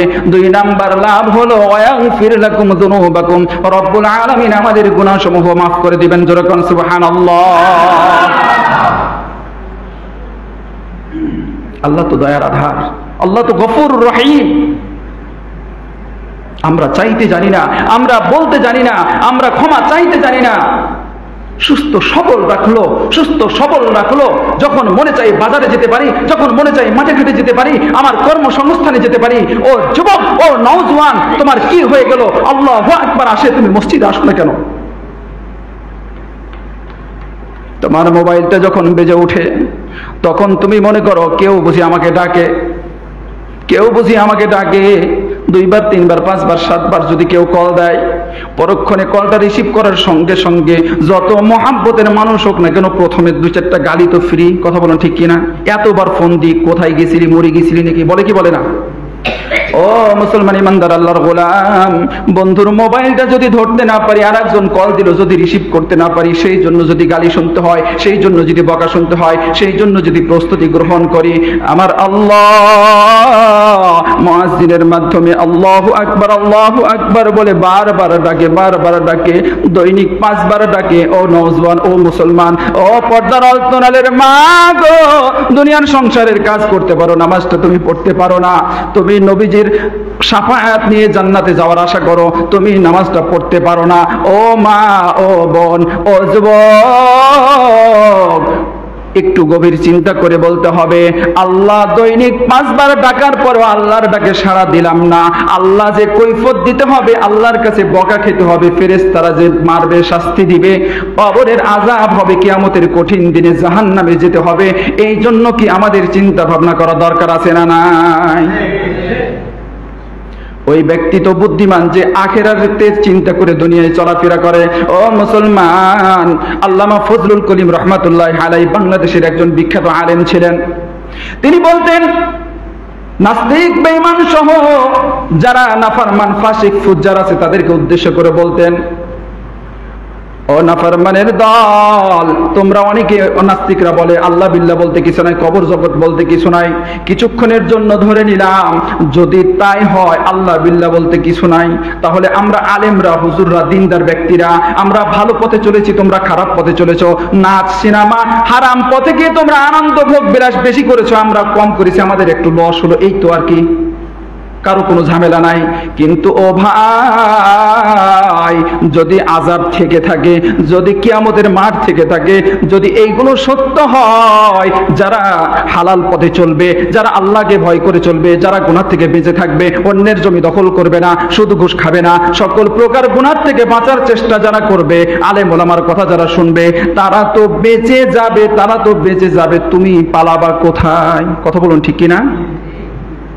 এই জন্য আসুন আল্লাহ পাক রব্বুল আলামিনের কাছে আমরা খালিস তওবা করি। রবিউল আউয়াল মাস, একজন কবি বলেন, আগার খাহি কিদার জান্নাত রশিদি, আগার খাহি কিদার জান্নাত রশিদি, তরিকায়ে মুহাম্মদ কুন জিন্দেগি। যদি তুমি চাও, আচ্ছা সকলেই আমরা বলি তো কোথায় যেতে চাই? মৃত্যুর পরে আমরা কোথায় যেতে চাই? জান্নাতে যেতে চাই। কবি এই কথাটাই বলছেন, তোমার চাওয়া, তোমার গন্তব্য, তোমার মাকসাদ যদি হয় জান্নাতে যাব, এটাই যদি তোমার চাহিদা হয়, তাহলে অন্য কোনো রাস্তায় চললে হবে না। ওই রাস্তায় চলো, তরিকায়ে মুহাম্মদ কুন জিন্দেগি, তোমার জিন্দেগিটাকে মুহাম্মদের তরিকায় চালাতে হবে। কথা বলুন, ঠিক কিনা? আর সিরাত মাহফিলে আরেকটি আবদার করব। গত 17 তারিখ নসিপুর, নাম শুনেছেন না? বালিয়াডাঙ্গা ইউনিয়নের নসিপুর গ্রাম, ওই নসিপুরে 17 তারিখ একটা মাহফিল ছিল। তো আমি ওখানে এর আগে ছিলাম কয়েক বছর, এই সুবাদে পরিচিত অনেক লোকজন আসছিলাম। তো মাহফিলের পরের দিন 18 তারিখ সকালবেলা আমি যেই মসজিদে ছিলাম কয়েক বছর, ওই মসজিদে ফজরের নামাজের পরে মুসল্লিরা সবাই দেখা সাক্ষাৎ, হুজুর কখন আসলেন, কি অবস্থা। একজন ব্যক্তি আগে নামাজ পড়তো না, আমি থাকা অবস্থায়, 2 বছর পার হয়ে গেছে আমার ওখান থেকে যাওয়া। তো আমি বলে বলে বলে বলে আলহামদুলিল্লাহ সে নামাজ ধরেছিল। তো সেদিন সালাম মুসাফা করার পরে একটু আদরের ছলে কৌশলে তাকে বললাম, বয়স তো আর কম হলো না, সে দাদা হয়ে গেছে আর কি। তো বললাম যে বয়স তো আর কম হলো না, দাদা নানা তো হয়ে গেছেন, তাহলে দাড়িটাও রেখে দিতে হবে। তিনি তেমন কিছু বললো না, শুধু একটা হাসি দিল, তার মানে হলো রাখা দরকার, ভাবটা এরকম যে রাখবো বা রাখা দরকার। এই কথাটা আমি বললাম 18 তারিখ, সেদিন ছিল বৃহস্পতিবার, শুক্রবার দিন হঠাৎ কি হলো, রাজশাহী মেডিকেলে ইন্তেকাল করেছে, শনিবারে জানাজা হয়ে গেছে। ইন্না লিল্লাহি ওয়া ইন্না ইলাইহি রাজিউন। দেখুন আমাদের জীবন, অথচ আমি যে কথা বললাম টাটকা মানুষ, প্র্যাকটিক্যাল কথা বলছি। এইরকম ভাবে অনেকে দাড়ির কথা বললে, নামাজের কথা বললে, পড়বো, বয়স হলে পড়বো। ও বন্ধু, তুমি যে বৃদ্ধ হবা, তুমি যে বাবা হবা, তুমি যে দাদা হবা, তখন যে তুমি মসজিদে যাবা, এরকম কোনো গ্যারান্টি আমাদের আছে? নিঃশ্বাসের কোনো বিশ্বাস নাই। আর যখন দাড়ি রাখার কথা বলি, তখন তো আরো মুশকিল। যারা যুবক, এদের ধারণা হলো, এদের চিন্তা ভাবনা হলো, দাড়ি রাখলে সুন্দরী মেয়ে পাওয়া যাবে না, মেয়ে মানুষে বিয়ে করবে না। তো আমরা যারা হুজুররা দাড়ি আগে থেকে রেখে দিছি, আমরা দাড়ি শেভ করি নাই, কাটি নাই, আলহামদুলিল্লাহ আমি একবারও শেভ করি নাই। তো আমরা কি পাই নাই? কথা বলুন, হুজুররা কি মেয়ে পায় না? এক। 2 নম্বর কথা হলো, বাংলাদেশের একজন বিজ্ঞ আলেম সাথে আমিও কথাটা বলে থাকি, ও যুবক, তুমি দাড়ি রাখার কারণে, নবীজির এই সুন্নতের কারণে, যে কোনো সুন্নত থেকে এটি আলাদা। আমি ইমাম শামীমউদ্দিন, আমি এক মসজিদের ইমাম, আমার যদি এখন নিঃশ্বাস বের হয়ে যায়, আমি যদি এখন ইন্তেকাল করি, আমার কাছে জুব্বাও দিবে না, আমার কবরে দিবে, টুপি পাগড়িও থাকবে না, সব কিছু খুলে দিবে, সাদা কাপড়ে আপনাকেও যেভাবে পেঁচায় আমাকেও সেইভাবে পেঁচাবে, শুধুমাত্র কেবলমাত্র দাড়িটা আমার থেকে ছিনিয়ে নিতে পারবে না। ও যুবক, এই দাড়ি রাখার কারণে কোন নারী যদি তোমাকে অপছন্দ করে, তুমি আল্লাহর শুকরিয়া আদায় করে বলবা, একজন খারাপ মহিলার, নষ্টা মহিলার হাত থেকে আল্লাহ তোমাকে বাঁচিয়েছে। কথা বলুন, ঠিক কিনা? কারণ যেই নারী, যেই মহিলা নবীজির সুন্নতকে পছন্দ করে না, সে তো ভালো মহিলা হতে পারে না। এই জন্য দাড়ি রাখলে সুন্দর মেয়ে পাওয়া যাবে না, এই কথাটি সঠিক নয়। এই জন্য বলবো রেখে দাও। তুমি বিয়ের আগেও তো মারা যেতে পারো, প্রতিদিন তো মানুষ মারা যাচ্ছে, দুর্ঘটনা হচ্ছে, অ্যাক্সিডেন্ট হচ্ছে। আর মা বোনদেরকে বলবো, ও মা, আপনি নিজেও আল্লাহর হুকুমগুলো মানুন, নবীজির তরিকায় চলার চেষ্টা করুন। আর পুরুষকে, স্বামীকে, ভাইকে, যারা পুরুষ আছে তাদেরকে বলুন ভালো বইগুলো ইমামদের সঙ্গে পরামর্শ করে আপনি দিন শিখতে পারেন, জানতে পারেন, এরকম যাতে ভালো বইগুলো, নারীর ইসলামী জীবন, বেহেশতি জীবন, এইরকম ভাবে অনেক সুন্দর সুন্দর বই পাওয়া যায় বাংলা, এগুলো পড়ে মাসলা মাসাইলগুলো যেন জানতে পারা যায়। একটি মাসআলা বলে দিই, নারীদের প্রত্যেক মাসে মাসে আল্লাহর তরফ থেকে যে একটা পিরিয়ড হয়, যেটাকে আমি আমার ভাষায় বলি আল্লাহর তরফ থেকে ছুটি।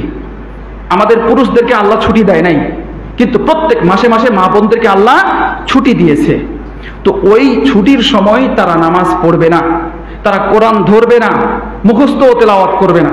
কিন্তু দুঃখজনক হলেও সত্য, সর্বনিম্ন মেয়াদ 3 দিন, সর্বোচ্চ 10 দিন নামাজি মেয়েরা, যারা নামাজ পড়ে না এদের তো বালাই নাই, যারা নামাজ পড়ে এই সমস্ত নারীরা সুস্থ হওয়ার পরেও, ভালো হওয়ার পরেও তারা গোসল করে পবিত্রতা অর্জন করে না। সমস্যা ছিল 3 দিন, আলে মালে যায় আরো 2-4 দিন, হারাম, গুনাহ হবে। আর যখনই আপনি সুস্থ হবেন, 3 দিন হোক, সর্বোচ্চ 10 দিন মেয়াদ, 3 দিন পর্যন্ত আপনি অপেক্ষা করবেন, 4 দিন, 5 দিন, 6 দিন, যখন আপনি সুস্থ হয়ে যাবেন, যখন আপনার আর কোনো সমস্যা থাকবে না, তখন আপনি ফরজ গোসল আদায় করবেন। সঙ্গমের পরে, স্বামী স্ত্রী মেলামেশার পরে যে ফরজ গোসল করেন, ওই ফরজ গোসল আপনাকে আদায় করতে হবে। মাথা থেকে পা পর্যন্ত প্রত্যেকটা অঙ্গ প্রত্যঙ্গ ভালো করে ধুইতে হবে, পরিষ্কার করতে হবে, গড়গড়া সহ কুলি করতে হবে, নাকের নরম জায়গা পর্যন্ত পানি দিতে হবে। আর নাক ফুল, কানের দুল, এইগুলো সহ আপনাকে নাকের ভিতরে হাত দিয়ে, কানের ভিতরে হাত দিয়ে প্রত্যেকটি অঙ্গ প্রত্যঙ্গ এমন ভাবে পরিষ্কার করতে হবে, ধুইতে হবে, নারী পুরুষের ফরজ গোসলের সময় যাতে চুল পরিমাণ জায়গাও শুকনো না থাকে। কথাগুলো শুনতে একটু কেমন কেমন লাগলো, এটি জরুরি, এটি ফরজ বিধান। এটি না জানার কারণে হাজারো দাম্পত্য জীবনের পুরুষ এবং নারী নাপাক রয়ে গেছে, ওযুও হয় না, গোসলও হয় না, নামাজও হয় না। এজন্য মা বোনদেরকে অনুরোধ করব, আপনি একটি সন্তানকে যদি কোরআন শিক্ষা দিতে পারেন, একটি আলেম বানাতে পারেন, একটি হাফেজ বানাতে পারেন, আপনার সন্তানকে আপনি ডাক্তার, ইঞ্জিনিয়ার বানান, কিন্তু সকলের কাছে অনুরোধ, প্রাথমিক মুসলমানের সন্তান হিসেবে কোরআনটা যেন শিখতে পারে, নামাজ কালাম পাক নাপাক যেন শিখতে পারে। এখন তো নুরানি মাদ্রাসা হয়েছে আলহামদুলিল্লাহ। তো এইভাবে করে সন্তানদেরকে আমরা শিক্ষা দিব।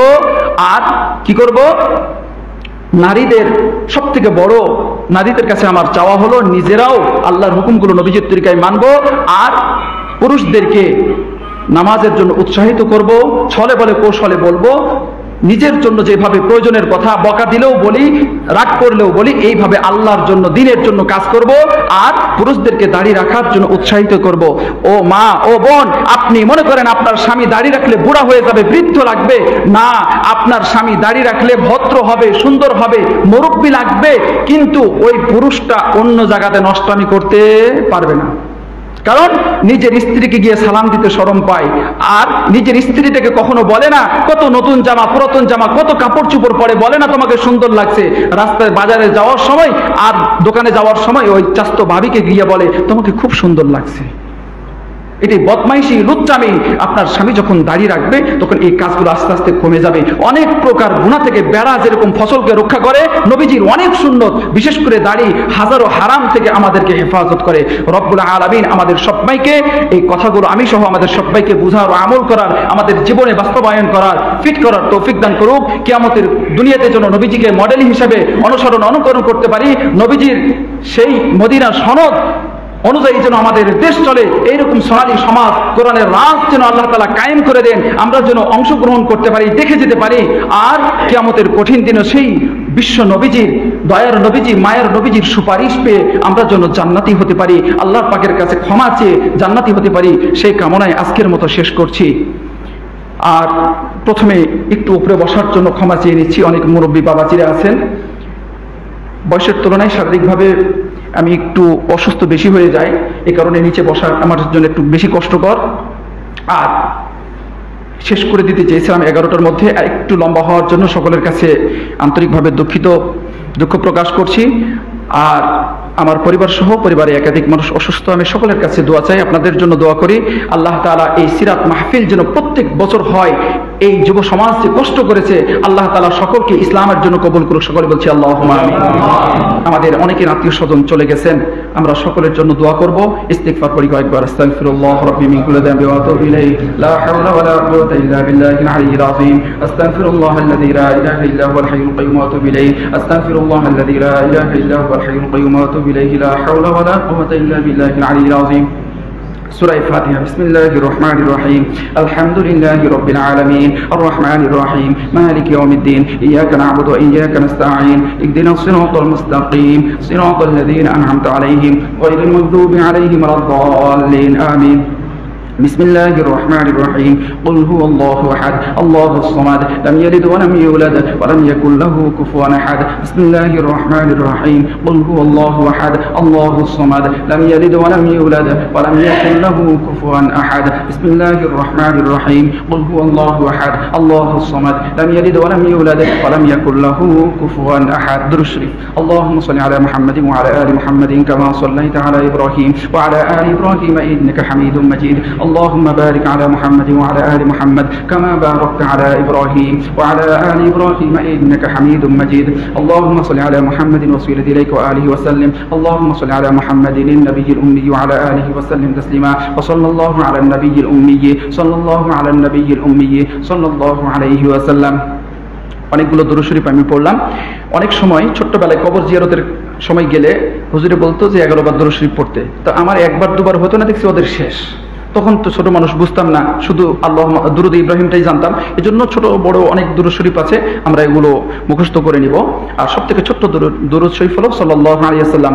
আরেকটু আমল দিতে চাই, কিতাবের ভিতরে আসছে যে ব্যক্তি 10 বার সূরা ইখলাস পড়বে, 3 বার পড়লে তো 1 খতম কোরআনের সওয়াব আছে, এটি সহিহ হাদিস। আর 10 বার যে ব্যক্তি পড়বে তার জন্য জান্নাতে একটি ঘরের সুসংবাদ আসছে। সুবহানাল্লাহ। তো এই জন্য কষ্ট হবে না, প্রায় সবার মুখস্থ। এই জন্য কমপক্ষে চলতে ফিরতে আমরা 10 বার সূরা ইখলাসটি পড়বো তো ইনশাআল্লাহ। আর দৈনিক যে আমলগুলো দিলাম, কি দিয়েছি, কালিমা পড়ার কথা বলেছি, আপনি পড়ুন। আর দুরূদ শরীফ পড়ার কথা বলেছি। আর এখন যেটি বলবো সেটি হলো ইস্তিগফার। এই ইস্তিগফারের দ্বারা অনেক লাভ আছে, অনেকগুলো ফজিলত। দেরি হয়ে যাচ্ছে, আমি ওদিকে যাচ্ছি না। তো খালি এতটুকু বলবো, চলতে ফিরতে আপনার যত চাহিদা থাকুক, আপনি দৈনিক ইস্তিগফারটা বেশি বেশি করুন। আপনার সন্তান দরকার, ইস্তিগফার করুন। আপনার গুনাহ মাফ দরকার, ইস্তিগফার করুন। আপনার অভাব অনটন দূর করা দরকার, ইস্তিগফার করুন। আপনার যা কিছু দরকার, ইস্তিগফার এমন একটি আমল, এটির দ্বারা তওবা হয়, এটির দ্বারা গুনাহ মাফ হয়, এটির দ্বারা অভাব অনটন দূর হয়, এটির দ্বারা আল্লাহ তাআলা খুশি হয়ে, আল্লাহ যদি আপনাকে মাফ করে দেন তাহলে তার সমস্যাই নাই। সুতরাং আপনার যা দরকার আল্লাহ আপনাকে তাই দিবে ইনশাআল্লাহ। আর সকল মৃতদের মাগফিরাত কামনায়, সকলের জীবিতদের সুস্থতা কামনায় আমি দোয়া চেয়ে সকলের জন্য দোয়া করে আজকের মতো শেষ করছি। আর আজকের এই সিরাত মাহফিলের সম্মানিত সভাপতি, আল্লাহ তাআলা তাকেও হায়াতে রিজিকে বরকত দান করুক। সকল বলছি আল্লাহুম্মা আমিন। আর আমার পূর্বে আলোচনা করেছেন, খুব সুন্দর চমৎকার আলোচনা করেছেন মাওলানা মোহাম্মদ রফিকুল ইসলাম।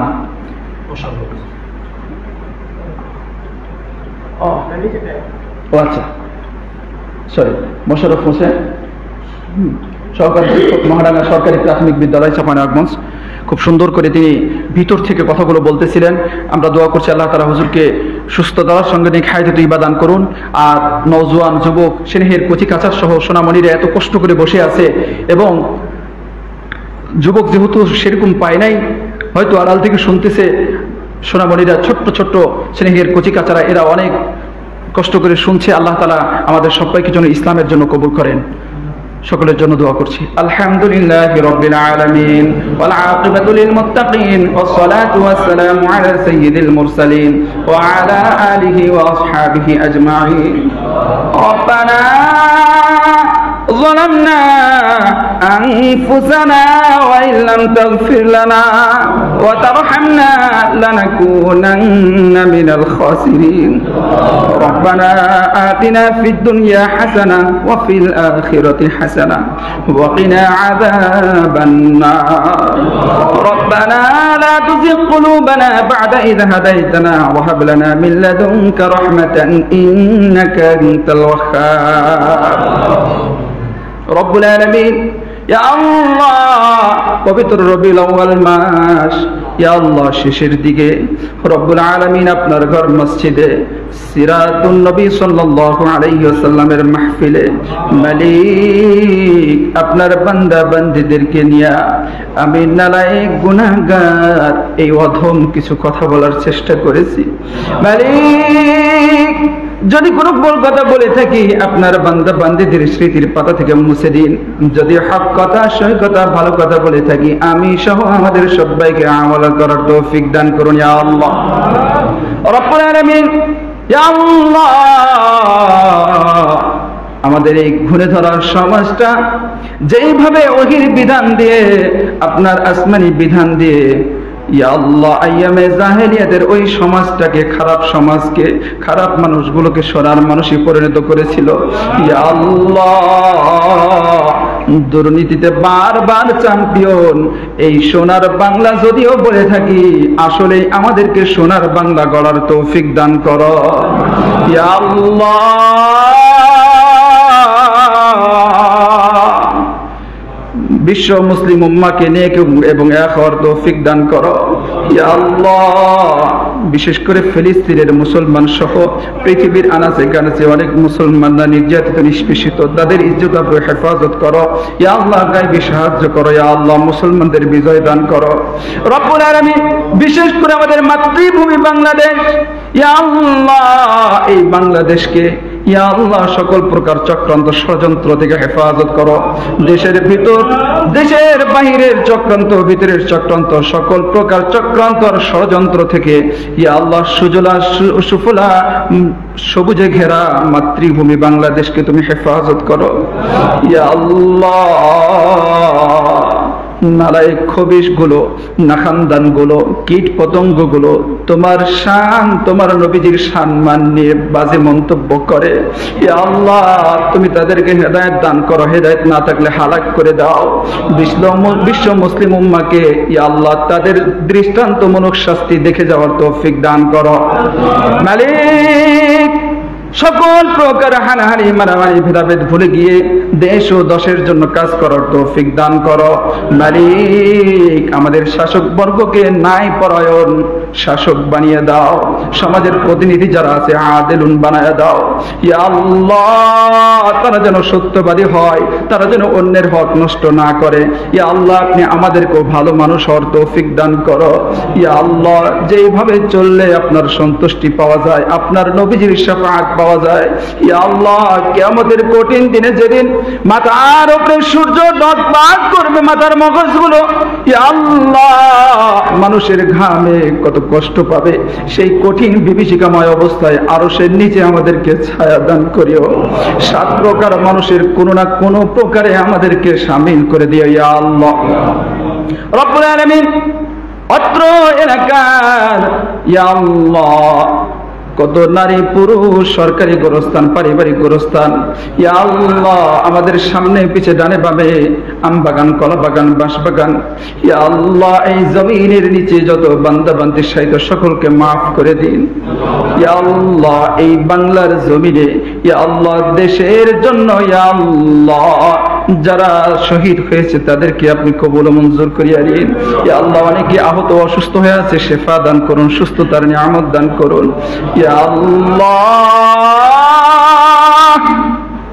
সত্যিকার অর্থে মদিনা শরৎ দিয়ে যেন এই সোনালী সমাজ ঘুরে ধরা সমাজটাকে যেন ইয়া আল্লাহ সোনার মদিনার মতো সোনার বাংলা যেন আসলে গড়তে পারি তৌফিক তুমি দান করো ইয়া আল্লাহ যে কোরআন পড়ি আমরা নামাজে সেই কোরআন কায়েম করার তৌফিক দান করো সমাজে রব্বুল আলামিন ইয়া আল্লাহ কার মা নাই কার বাবা নাই মালিক পরম শুদ্ধ আব্বা জান যাদের চলে গেছে, ইয়া আল্লাহ জনম দুঃখী মা যাদের বাড়িতে নাই, ইয়া আল্লাহ মায়ের একটি ডাক পৃথিবীর কোন মানুষের সঙ্গে তুলনা হবে না।